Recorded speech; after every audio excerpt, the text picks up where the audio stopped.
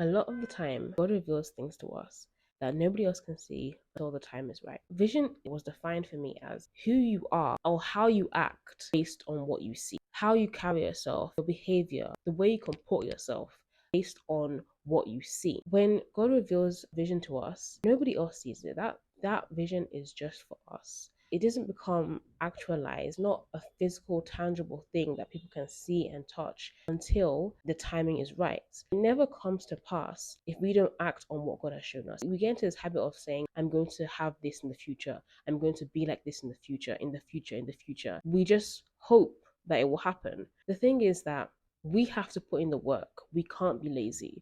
We can't just assume that if we sit back, it's just magically going to fall into our lap. We can't wish things into being. Even when we're praying about things, God has made us creative beings. We have Christ's power in us. We have the Holy Spirit in us, strengthening us to do good things, to be God's hands and feet, act like how Christ has shown us, follow Christ's example, do great and amazing things. It's never just about us wishing things into being, or praying about it and not doing anything. Our waiting on the Lord has to still be proactive. We're not called to be lazy, we're called to be productive.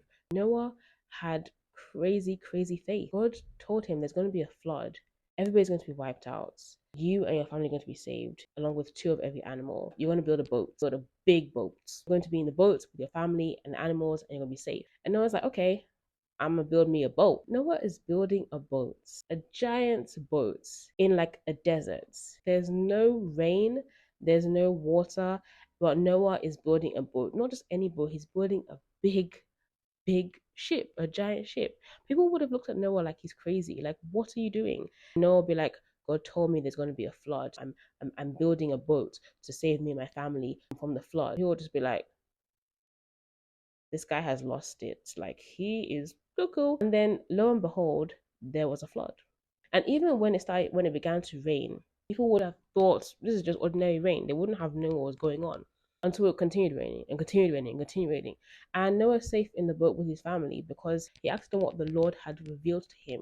Do you get where I'm going with this? He acted on what God had revealed to him. He didn't just sit back and expect God to throw a boat into his lap. He built the boats. He would have worked on that boat every single day, waiting on the Lord, on God's timing for the flood.